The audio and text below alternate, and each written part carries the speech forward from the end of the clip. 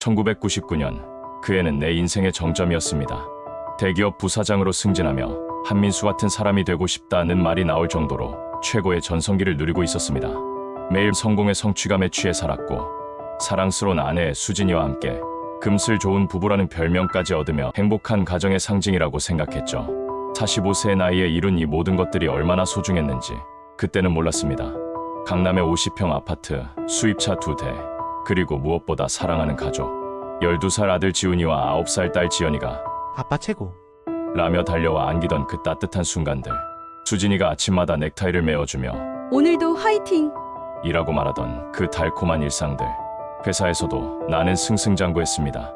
신규 사업부 담당 부사장으로서 연이은 성공 프로젝트들을 이끌어냈고 임원진들 사이에서도 차기 사장감으로 거론되고 있었습니다. 골프 모임에서 만난 사업가들은 한 부사장은 정말 부럽다. 일도 잘 되고 부인도 미인이고. 라며 부러워했습니다. 그 말들이 얼마나 달콤했는지 모릅니다. 특히 수진이는 나의 자랑이었습니다. 165cm의 늘씬한 키에 단정하면서도 우아한 외모, 그리고 무엇보다 현명한 내조로 주변 사람들의 부러움을 샀습니다. 회사 행사에 동반했을 때면 다른 임원들의 아내들이 수진 씨는 정말 품이 있어. 라며 감탄에 맞지 않았죠. 아이들 교육에도 열정적이어서 지훈이는 성적이 좋았고 지연이는 피아노 콩쿠르에서 상을 받을 정도였습니다. 그런데 지금 생각해보니 그때부터 조금씩 이상한 신호들이 있었습니다. 수진이가 예전보다 화장에 신경을 많이 쓰기 시작했고 새로운 옷들을 자주 사들였습니다. 여보, 요즘 왜 이렇게 꾸미는 거야? 라고 농담 반 진담 반으로 물어봤을 때 수진이는 나도 여자인데 예뻐 보이고 싶지. 라며 웃어넘겼습니다. 그땐 아내가 더 아름다워지려고 노력한다는 게 고마웠습니다. 또한 수진이가 외출하는 횟수도 늘어났습니다. 엄마들 모임이 있어서, 아이들 학원 상담이 있어서, 백화점에서 쇼핑해야 해서. 등등 그럴듯한 이유들이었죠. 나는 성공한 남편으로서 아내가 여가를 즐기는 것을 당연하게 여겼고 오히려 용돈을 더 넉넉히 주며 맛있는 것도 사 먹고 좋은 것도 사라고 말했습니다. 그 돈이 다른 남자와의 미래 비용으로 쓰일 줄 꿈에도 몰랐습니다.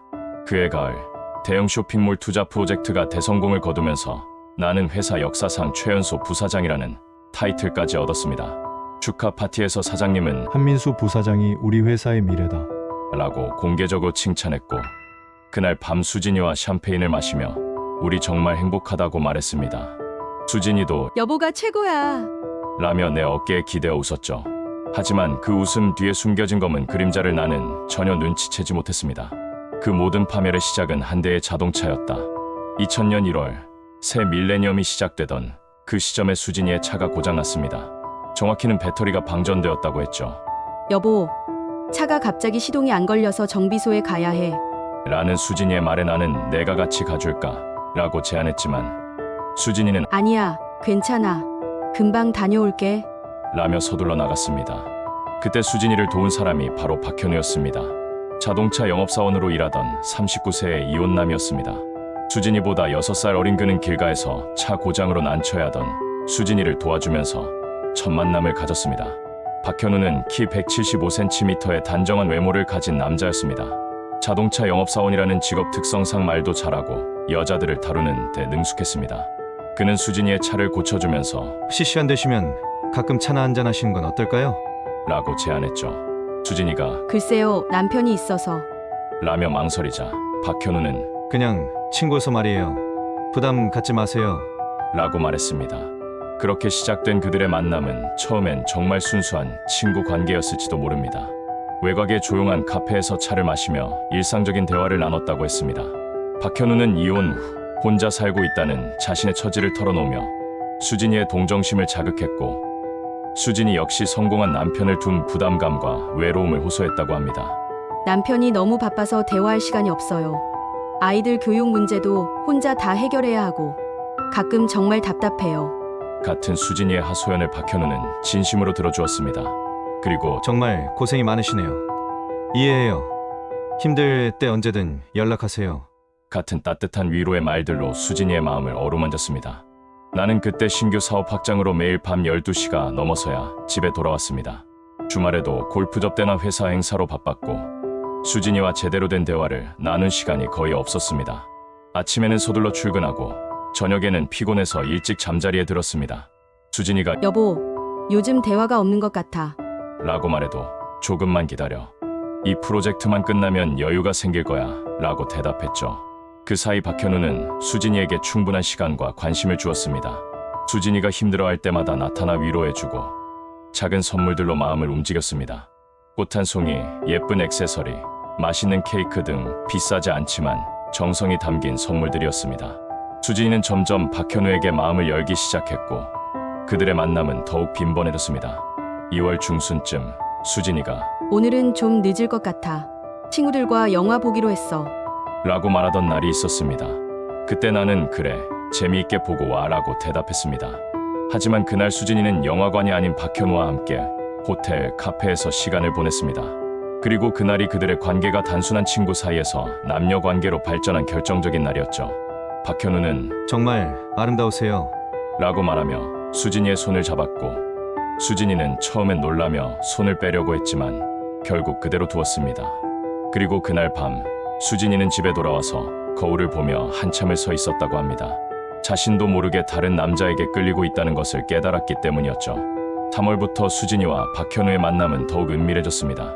외곽 카페에서의 차 한 잔으로는 더 이상 만족할 수 없었던 그들은 더 은밀한 장소를 물색하기 시작했습니다.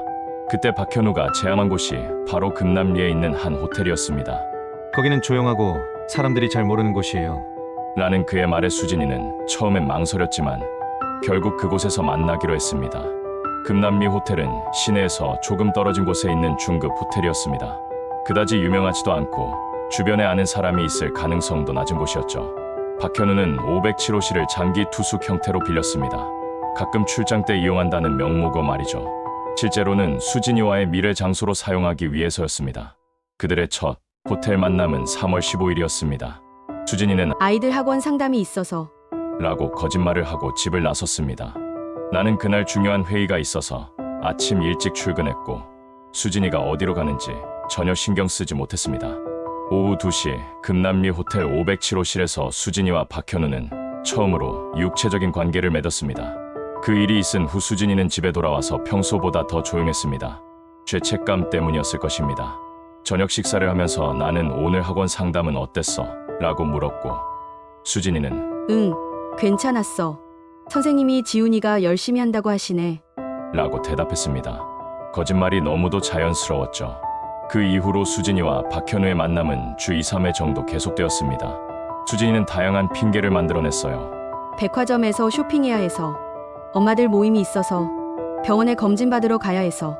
등등. 나는 성공한 남편으로서 아내가 여가를 즐기는 것을 당연하게 여겼고 오히려 차비 더 줄까? 맛있는 거 사 먹어라고 말하며 용돈을 넉넉히 주었습니다.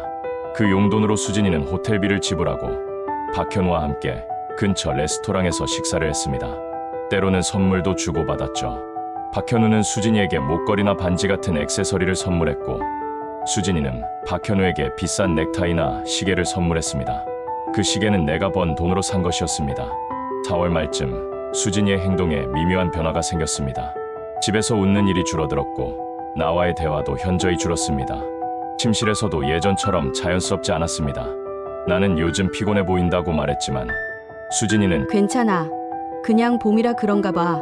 라고 대답했죠. 실제로 수진이는 그때 큰 갈등을 겪고 있었습니다. 가정에 대한 책임감과 박현우에 대한 감정 사이에서 괴로워했습니다. 하지만 박현우와 함께 있을 때의 설렘과 자유로움을 포기할 수 없었습니다. 박현우는 당신이 진짜 행복해하는 모습을 보면 기뻐요. 라고 말하며 수진이의 마음을 더욱 사로잡았습니다. 그들의 관계는 점점 더 깊어졌고 만남의 주기도 더 짧아졌죠. 5월에 들어서는 거의 매일 연락을 주고받았고 주 3, 4회 호텔에서 만났습니다. 수진이는 이제 거짓말에 완전히 익숙해졌고 나는 여전히 아무것도 모르고 있었습니다. 5월 중순 나는 뜻밖의 사실을 알게 되었습니다. 수진이의 외도 상대가 박현우 한 명이 아니라는 것이었어요. 우리와 친하게 지내던 김씨 부부의 아들 태준이와도 관계를 맺고 있었습니다. 이 사실을 알았을 때의 충격은 말로 표현할 수 없었죠.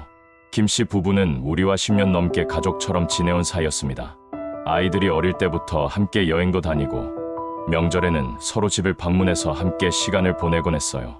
김씨 부부의 아들 태준이는 대학을 갓 들어간 청년으로 우리 집에도 자주 놀러와서 지훈이와 지연이를 귀여워해 주곤 했습니다. 태준이는 키 180cm의 잘생긴 외모를 가진 청년이었어요. 대학에서 체육을 전공해서 몸매도 좋았고 성격도 밝고 활발했습니다. 수진이를 이모, 라고 부르며 예의 바르게 대했고 나 역시 그를 친아들처럼 여겼습니다. 그런데 그 청년이 내 아내와 그런 관계를 맺고 있었다니. 수진이와 태준이의 관계는 박현우와의 관계보다 더 은밀했습니다. 태준이는 대학생이라는 신분상 자유롭게 움직일 수 있었고 수진이에게는 이모, 라는 명분으로 자연스럽게 접근할 수 있었습니다. 이모, 진로 상담 좀 해줘요. 라는 식으로 만남을 만들어냈어요. 태준이는 젊은 나이답게 수진이에게 다른 종류의 매력을 어필했습니다. 이모는 정말 예뻐요. 이모 같은 분과 결혼하고 싶어요. 같은 달콤한 말들로 수진이를 유혹했습니다. 나보다 한참 어린 청년의 그런 말들이 수진이에게는 묘한 만족감을 주었을 것이었어요. 그들의 만남은 주로 태준이의 자취방에서 이루어졌습니다. 대학 근처에 있는 원룸이었는데 수진이는 태준이 진로 상담해주러 갈게. 라고 말하고 그곳에 가곤 했습니다. 나는 그래, 태준이가 좋은 길로 가도록 잘 조언해줘라고 말하며 오히려 고마워했습니다. 내가 얼마나 바보였는지 생각하면 지금도 분노가 치미네요. 수진이와 태준이의 관계는 박현우와의 관계와는 다른 성격이었습니다. 박현우와는 어른스러운 미래였다면 태준이와는 좀 더 자유분방하고 감정적인 관계였습니다. 태준이는 수진이를 누나, 라고 부르며 애정을 표현했고 수진이 역시 태준이의 젊음의 매력을 느꼈을 겁니다. 이 모든 사실을 알게 된 것은 우연한 계기였습니다. 5월 20일 회사에서 갑작스럽게 회의가 취소되어 일찍 집에 돌아왔어요. 그런데 수진이가 태준이와 전화로 통화하고 있었습니다. 태준아, 오늘은 안 돼. 남편이 일찍 와서. 라는 말이 들렸습니다. 그때까지도 나는 단순히 진로 상담 약속을 취소하는 것이라고 생각했습니다. 하지만 그 다음 주 태준이가 우리 집에 놀러 왔을 때 수진이와 태준이 사이에 묘한 기류를 느꼈습니다. 서로를 바라보는 눈빛이 평범하지 않았습니다. 태준이가 이모, 커피 맛있네요. 라고 말할 때 수진이가 보인 미소, 수진이가 태준이의 어깨를 자연스럽게 치며 웃던 모습들이 이상했습니다. 그날 밤 나는 수진이에게 태준이와 많이 친해진 것 같네 라고 말했습니다. 수진이는 그냥 조카처럼 귀여워서. 라고 대답했지만 그 대답에 미묘한 어색함이 있었습니다. 그때부터 나는 은근히 수진이의 행동을 관찰하기 시작했습니다. 5월 말부터 나는 수진이의 행동에서 더 많은 이상 신호들을 부착하기 시작했습니다. 가장 눈에 띄는 것은 휴대폰 사용 패턴이었습니다. 예전에는 집에서 휴대폰을 아무 곳에나 두고 다녔는데 요즘에는 항상 본인이 가지고 다녔습니다. 화장실에 갈 때도 잠시 베란다에 나갈 때도 휴대폰을 챙겼죠. 또한 문자 메시지나 전화가 올 때마다 수진이가 보이는 반응도 이상했습니다. 예전에는 여보, 누가 전화 왔는지 확인해줘. 라고 자연스럽게 말했는데 요즘에는 급하게 달려가서 직접 확인했습니다. 그리고 전화를 받을 때도 다른 방으로 가서 조용히 통화했습니다. 6월 초 신규 사업 계약이 끝난 후 나는 과로로 몸이 안 좋아져서 일찍 자는 습관이 생겼습니다. 평소 12시가 넘어서 잠자리에 들었는데 이때는 10시만 되어도 피곤함을 느꼈어요. 의사는 스트레스와 과로 때문입니다. 충분한 휴식을 취하세요. 라고 말했습니다. 그런데 일찍 잠자리에 들면서 수진이의 야간 활동 패턴을 관찰할 수 있게 되었습니다. 나는 보통 10시 30분쯤 잠들었는데 새벽 2, 3시쯤 화장실에 가려고 일어나면 수진이가 없는 경우가 종종 있었습니다. 처음에는 단순히 잠이 안 와서 거실에 나가 있는 것이라고 생각했었죠. 하지만 그 횟수가 점점 잦아졌습니다. 주중에 3-4번 정도는 새벽에 수진이가 자리에 없었죠. 한 번은 수진아 어디 갔어? 라고 물어봤더니 화장실 갔다가 물 마시러 갔어. 라고 대답했습니다. 하지만 그 대답에는 어색함이 있었어요. 6월 15일 밤 나는 새벽 3시쯤 화장실에 가려고 일어났어요. 역시 수진이가 없었습니다. 거실로 나가보니 수진이가 소파에 앉아서 휴대폰을 보고 있었어요. 나를 보자 깜짝 놀라며 급하게 휴대폰을 뒤집어 놓았습니다. 잠이 안 와서 뉴스 보고 있었어. 라고 말했지만 그 당황한 모습이 이상했어요. 그날 이후로 나는 더욱 신경을 쓰기 시작했습니다. 수진이의 외출 패턴, 귀가 시간, 옷차림, 화장 정도 등등을 유심히 관찰했어요. 그리고 점점 더 많은 이상한 점들을 발견했습니다. 첫째, 수진이의 외출 빈도가 현저히 늘었습니다. 예전에는 일주일에 2-3번 정도 외출했는데 요즘에는 거의 매일 외출했습니다. 그리고 그 외출 이유들이 너무 다양했어요. 학원 상담, 엄마들 모임, 쇼핑, 병원 검진, 친구 만남 등등. 이렇게 할 일이 많았나 싶을 정도였습니다. 둘째, 수진이의 귀가 시간이 늦어졌습니다. 예전에는 보통 오후 대여섯 시쯤 집에 돌아왔는데 요즘에는 7, 8시가 되어서야 돌아왔습니다. 그리고 교통이 막혔어. 친구들과 이야기가 길어졌어. 같은 이유를 댔었죠. 셋째, 수진이의 옷차림이 달라졌습니다. 예전에는 편안한 옷차림으로 외출했는데 요즘에는 마치 데이트를 하러 가는 것처럼 정성스럽게 차려입었습니다. 화장도 평소보다 진하게 했고 향수도 뿌리고 나갔습니다. 넷째, 수진이가 새로운 물건들을 가지고 오는 경우가 늘었습니다. 예쁜 목걸이, 반지, 스카프 등등 친구가 선물해줬어. 라거나 세일해서 샀어. 라고 말했지만 그 물건들이 수진이 평소 취향과는 다른 것들이었죠. 이런 변화들이 하나씩 쌓이면서 나는 점점 불안해지기 시작했습니다. 하지만 아직도 수진이가 외도를 하고 있다는 확신은 없었습니다. 단지 뭔가 이상하다는 느낌만 들었을 뿐이었죠. 나는 수진이의 수상한 행동들을 그저 의심으로만 간직할 수 없었습니다. 그래서 동생 민호에게 도움을 청했습니다. 민호는 과거 흥신소에서 일했던 경험이 있어 이런 일에 능숙했습니다. 네, 형수가 요즘 좀 이상해. 혹시 아는 사람 있으면 좀 알아봐 줄 수 있을까? 내 말에 민호는 처음에는 형, 괜한 오해하는 거 아니야? 형수님 같은 사람이 바람 피울 리가 없잖아. 라며 대수롭지 않게 여겼죠. 하지만 내가 며칠간 관찰한 수진이의 변화들을 자세히 설명하자 민호의 표정도 점차 진지해졌습니다. 알았어, 형. 내가 한번 알아볼게. 근데 형도 너무 걱정하지 마. 아닐 거야. 민호는 내게 수진이의 하루 일과를 자세히 물었고 자주 가는 곳과 만나는 사람들에 대한 정보를 수집했습니다. 그리고 6월 25일 나는 민호로부터 충격적인 전화를 받았습니다. 형, 형수님 외도하는 거 맞아. 그것도 한 명이 아니야. 민호의 목소리에는 비통함과 분노가 섞여 있었습니다. 민호는 나에게 수진이가 박현우와 김태준이라는 두 남자와 미래를 즐기고 있다는 증거들을 낱낱이 보고했습니다. 박현우와의 만남은 금남리 호텔에서, 김태준과의 만남은 태준의 자취방에서 이루어졌다는 것까지 나는 망치로 머리를 한 대 맞은 듯한 충격에 휩싸였죠. 손이 떨리고 심장이 격렬하게 요동쳤습니다. 믿을 수 없었습니다. 나의 사랑스러운 아내 수진이가, 내 아이들의 엄마가 그런 파렴치한 짓을 저질렀다는 것이. 민호는 내게 사진 몇 장을 보냈습니다. 수진이가 박현우와 팔짱을 끼고 호텔로 들어서는 모습, 태준이와 다정하게 웃으며 자취방으로 들어가는 모습. 사진 속 수진이는 나와 함께 있을 때보다 훨씬 더 밝고 행복해 보였습니다. 그 모습을 보는 순간 내 안에 잠자고 있던 분노가 폭발했습니다. 나는 민호에게 더 이상 아무 말도 할 수 없었어요.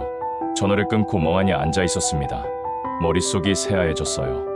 그동안 내가 얼마나 바보같이 속아 넘어갔는지, 내가 얼마나 무능한 남편이었는지 깨달았습니다. 그날 이후 나는 아무렇지 않은 척 평소처럼 행동하려고 노력했습니다. 하지만 내 눈에는 모든 것이 다르게 보였죠. 아침에 수진이가 넥타이를 메어줄 때도, 오늘도 화이팅. 이라고 말할 때도 나는 그녀의 위선적인 미소 뒤에 숨겨진 추악한 진실을 보았습니다. 저녁 식사 자리에서도 마찬가지였어요. 수진이가 아이들과 웃고 떠드는 모습을 보면서도 나는 그녀가 두 남자와 미래를 즐긴다는 사실 때문에 역겨움을 참을 수 없었습니다. 밥이 목으로 넘어가지 않았습니다. 밤이 되면 더 괴로웠습니다. 수진이가 옆에서 잠들어 있는 모습을 보면 그동안 내가 얼마나 기만당했는지 생각하며 잠을 이룰 수 없었습니다. 나는 몰래 일어나 거실로 나와 소파에 앉아 밤새도록 술을 마셨습니다. 나는 수진이의 휴대폰을 훔쳐보려고 몇 번이나 시도했지만 수진이는 잠결에도 휴대폰을 놓지 않았습니다. 완벽하게 준비된 그녀의 행동에 나는 더욱 절망했어요. 며칠 후 나는 수진이에게 조심스럽게 물었습니다. 수진아, 혹시 요즘 스트레스 받는 일 있어? 아니면 힘든 일이라도. 수진이는 내 눈을 똑바로 쳐다보며 아니, 여보, 무슨 말이야? 나 아무렇지도 않아. 왜 그래? 라고 말했습니다. 그녀의 얼굴에는 일말의 동요도 없었습니다. 완벽한 거짓말이었습니다. 그 순간 나는 그녀에 대한 마지막 신뢰마저 완전히 무너져 내리는 것을 느꼈습니다. 나는 그녀에게 직접적으로 외도를 추궁할 용기가 없었습니다. 아니, 정확히 말하면 추악한 진실을 내 입으로 확인하고 싶지 않았습니다. 그것이 현실이 되는 순간 나의 모든 삶이 송두리째 파괴될 것만 같았습니다. 나는 점차 피폐해졌어요. 회사에서도 업무에 집중할 수 없었습니다.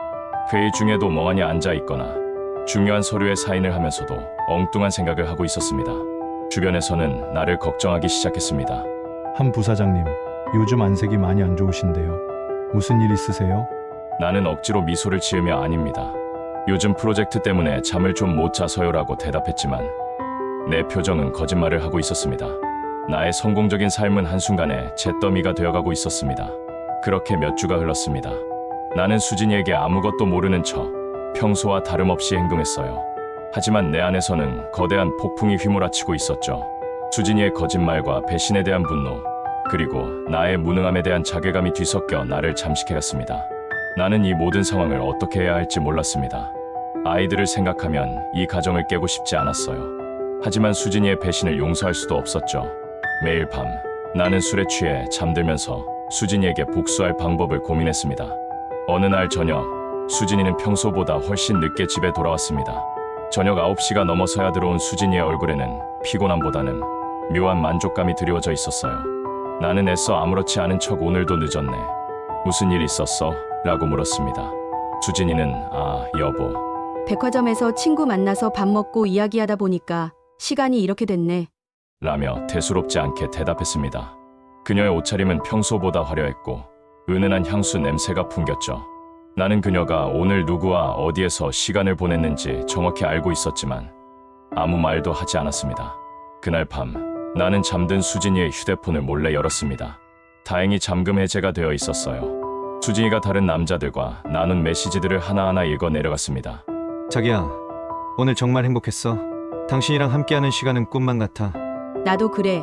현우 씨, 당신 덕분에 숨 쉴 것 같아.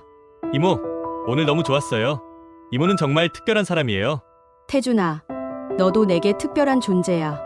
그들의 메시지 속에는 사랑과 애정이 가득했습니다. 나의 아내가 두 남자에게 동시에 이런 달콤한 말을 주고받았다는 사실에 나는 피가 거꾸로 솟는 기분이었죠. 손이 부들부들 떨리고 눈앞이 흐려졌습니다. 나는 수진이의 휴대폰에서 박현우와 김태준의 연락처를 확인하고 그들이 주고받은 메시지와 사진들을 내 휴대폰으로 모두 옮겨놓았습니다. 이것이 바로 내가 그녀를 궁지에 몰아넣을 무기였어요. 날이 밝아오고 있었습니다. 나는 휴대폰을 든 채 조용히 거실로 나왔습니다. 창밖으로 떠오르는 아침 해를 바라보며 나는 생각했습니다.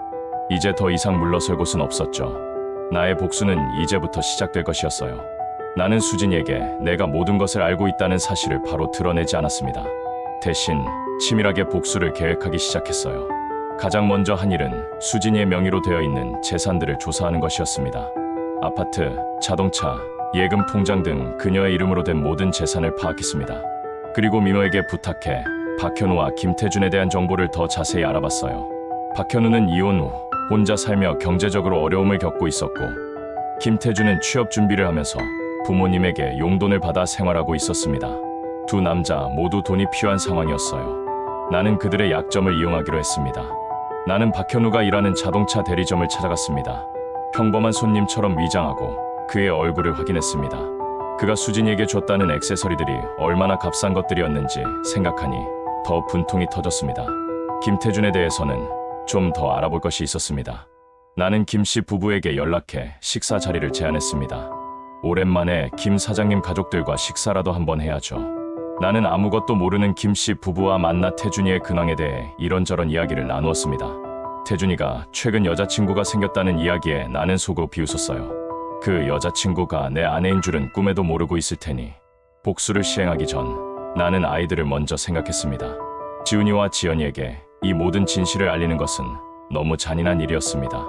아이들이 엄마의 외도 사실을 알게 되면 큰 충격을 받을 것이 분명했죠. 그래서 나는 아이들에게는 최대한 상처를 주지 않는 방향으로 이혼을 진행하기로 마음먹었습니다. 하지만 수진이에게는 절대 자비를 베풀지 않을 생각이었습니다. 그녀의 거짓말과 배신에 대한 대가를 톡톡히 치르게 할 것입니다. 그녀의 모든 것을 빼앗고 그녀가 가장 소중하게 생각하는 것들을 잃게 만들 것입니다. 나는 먼저 수진이가 애지중지하던 50평 아파트를 매각하는 작업을 시작했습니다. 수진이 몰래 부동산 중개인과 접촉했고 시세보다 낮은 가격이라도 빠르게 처분할 수 있도록 조치했습니다. 수진이에게는 투자한 회사가 어려워져서 자산 정리가 필요하다는 핑계를 댔습니다. 수진이는 아무것도 모른 채 내 말을 믿는 눈치였습니다. 그리고 며칠 후 나는 수진이가 가장 아끼는 명품 가방 속에 박현우에게 받은 목걸이와 태준이에게 받은 반지를 몰래 넣어두었습니다. 수진이가 이 물건들을 발견했을 때 어떤 표정을 지을지 기대되었죠. 복수의 칼날은 이미 그녀의 목 바로 위에 겨누어져 있었습니다. 이제 나는 조용히 그리고 철저하게 나의 계획을 실행할 일만 남았습니다. 나는 아파트 매각 서류와 함께 박현우와 김태준의 사진, 그리고 수진이의 휴대폰에서 빼낸 메시지 내용을 인쇄하여 서류 봉투에 담았습니다. 그리고 수진이가 집을 비운 틈을 타 안방 침대 위에 서류 봉투를 놓아두었습니다. 이제 남은 것은 수진이가 이 봉투를 발견하는 것뿐이었어요. 그날 저녁, 수진이는 평소처럼 퇴근한 나를 반갑게 맞았습니다. 저녁 식사를 준비하는 그녀의 뒷모습을 보면서 나는 알 수 없는 감정에 휩싸였습니다. 미움, 분노, 그리고 한때 그녀를 사랑했던 마음에서 오는 씁쓸함까지. 식사를 마친 후 수진이는 설거지를 하겠다며 부엌으로 향했고 나는 아이들과 함께 거실에서 TV를 보고 있었습니다. 잠시 후 안방에서 수진이의 비명 소리가 들려왔습니다. 민수 씨, 이게 다 뭐야? 나는 아무렇지 않은 척 안방으로 걸어갔어요. 수진이는 침대 위에 놓인 서류 봉투를 들고 얼굴이 하얗게 질린 채 서 있었습니다. 봉투 안에 있던 사진들과 인쇄물들이 바닥에 흩어져 있었습니다. 그녀의 눈은 공포와 경멸, 그리고 알 수 없는 절망감으로 가득 차 있었습니다. 이게 무슨 소리야, 수진아? 나는 모르는 척 물었어요. 수진이는 손가락으로 바닥에 흩어진 사진들을 가리키며 떨리는 목소리로 말했습니다. 이게 다 무슨 짓이야? 당신이 어떻게 이럴 수 있어? 나는 차분하게 그녀에게 다가갔습니다. 무슨 짓이냐고? 내가 할 말이다, 수진아. 이 사진들이 뭘 의미하는지 당신은 더 잘 알겠지? 내 말에 수진이의 얼굴은 더욱 창백해졌습니다. 그녀는 주저앉아 바닥에 흩어진 사진들을 주워들었어요. 박현우, 김태준 모든 증거들이 그녀의 눈앞에 있었죠. 오해예요, 여보. 이건 다 오해라고요. 누가 당신을 속이고 있는 거예요? 수진이는 울면서 소리쳤습니다. 나는 차가운 목소리로 말했어요. 오해? 당신이 박현우와 금남리 호텔 507호에서 만나고 김태준과 그의 자취방에서 미래하는 것도 오해인가? 아니면 새벽에 몰래 휴대폰으로 그 남자들과 사랑을 속삭이던 것도 오해인가? 수진이는 더 이상 아무 말도 할 수 없었습니다. 그녀는 그저 흐느끼며 고개를 숙였습니다. 나는 계속해서 말을 이어나갔습니다. 당신은 나를 바보로 만들었어. 나를 철저하게 속이고 기만했어. 당신이 내 돈으로 다른 남자들과 놀아나는 동안 나는 당신을 믿고 사랑했어. 내 모든 것을 바쳐서. 나는 그녀가 가장 아끼는 명품 가방을 바닥에 내던졌습니다. 가방 안에서 박현우가 준 목걸이와 김태준이 준 반지가 굴러나왔죠. 이것들도 오해인가? 누가 당신에게 이런 싸구려 장신구들을 선물했는지 나는 이미 다 알고 있어. 당신이 내 돈으로 그 남자들에게 비싼 시계와 넥타이를 사준 것도. 수진이는 이제 소리내어 울기 시작했습니다. 그녀는 나에게 매달리며 용서를 구했습니다. 여보, 제발 한 번만 용서해줘요. 제가 잘못했어요. 한순간의 실수였어요. 제발 아이들을 생각해서라도. 나는 그녀의 손을 뿌리쳤습니다. 아이들? 당신이 외도하는 동안 아이들은 안중에도 없었겠지? 당신은 나뿐만 아니라 우리 아이들에게까지 죄를 지었어? 나는 서류 봉투에 있던 아파트 매각 서류를 그녀에게 내밀었습니다. 이 아파트 이미 매각 절차를 밟고 있어. 당신 명의로 된 모든 재산은 이제 다 사라질 거야. 그리고 나는 당신과 이혼할 거야. 수진이는 충격에 휩싸여 말을 잇지 못했습니다. 그녀의 얼굴은 절망으로 일그러졌어요. 모든 것을 잃게 될 것이라는 사실에 그녀는 주저앉아 오열했습니다. 수진이의 절규는 집안에 울려 퍼졌고 결국 아이들이 안방으로 달려왔습니다. 12살 지훈이와 9살 지연이는 엄마와 아빠의 싸움에 겁에 질린 표정으로 우리를 바라보았습니다. 엄마, 아빠, 무슨 일이야? 지훈이가 울먹이며 물었습니다. 나는 아이들에게 이 모든 추악한 진실을 알리고 싶지 않았습니다. 하지만 이미 늦었다는 것을 직감했습니다. 수진이는 흐느끼면서 아이들에게 매달렸어요. 지연아, 엄마가 미안해. 엄마가 잘못했어. 아이들은 무슨 상황인지 이해하지 못한 채 혼란스러워했습니다. 지연이는 엄마의 옷자락을 붙잡고 울기 시작했고 지훈이는 나를 불안한 눈으로 바라보았어요. 나는 아이들에게 최대한 침착하게 말했습니다. 지훈아, 지연아, 괜찮아. 아빠가 다 해결할게. 엄마는 좀 아파서 그래. 하지만 수진이의 울음소리는 멈추지 않았고 아이들은 더욱 겁에 질렸습니다. 나는 아이들을 안아주고 방으로 돌려보냈습니다. 아이들의 눈빛에는 이미 불안과 상처가 가득했어요. 이 모든 것이 수진이의 이기적인 욕망 때문에 벌어진 일이었습니다. 그날 밤, 수진이는 밤새도록 나에게 용서를 빌었습니다. 하지만 나는 그녀의 말을 들으려 하지 않았습니다. 나의 마음은 이미 차갑게 식어버렸습니다. 그녀의 눈물과 후회는 더 이상 내게 아무런 감정의 동요도 주지 못했습니다. 다음 날 아침, 나는 변호사에게 연락하여 이혼 절차를 진행하겠다고 통보했습니다. 변호사는 나의 이야기를 듣고 깜짝 놀랐죠. 그는 수진이의 외도를 입증할 충분한 증거가 있기 때문에 이혼 소송에서 내가 유리할 것이라고 말했습니다. 수진이는 내가 정말 이혼을 결심했다는 사실에 더욱 절망했습니다. 그녀는 친정 부모님에게 이 사실을 알렸고 수진이의 부모님은 나에게 전화해서 사정하고 빌기 시작했습니다. 여보게, 수진이가 한 번 실수한 거니까 제발 용서해줘요. 아이들 얼굴을 봐서라도 제발. 하지만 나는 단호했습니다. 장인어른, 장모님, 이미 돌이킬 수 없는 강을 건넜습니다. 저는 더 이상 수진이를 믿을 수 없습니다. 아이들을 위해서라도 이 관계를 정리하는 것이 맞다고 생각합니다. 나는 수진이에게 이혼 합의서를 내밀었습니다. 거기에는 양육권, 재산 분할 등 모든 조건들이 명시되어 있었죠.